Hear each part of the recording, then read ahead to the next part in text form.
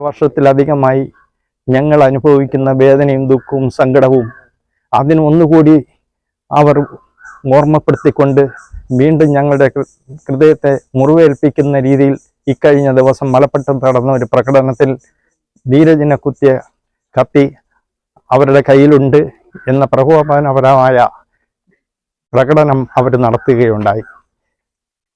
ഗാന്ധിയൻ ആദർശങ്ങളിലൂടെ ഏകദേശം 45 വർഷത്തിലധികം കോൺഗ്രസ് അനുഭാവിയായതിന് കോൺഗ്രസിനും ഇവിടെ സുധാകരനും വോട്ട് ചെയ്തതിന് എനിക്ക് കിട്ടിയ പ്രതിഫലമാണോ ഞങ്ങളുടെ മകൻ ധീരജ് രാജേന്ദ്രൻ്റെ കൊലപാതകമെന്ന് ഈ കോൺഗ്രസിൻ്റെ നേതൃത്വങ്ങൾ പറയണമെന്നാണ് എനിക്ക് പറയുവാനുള്ളത്.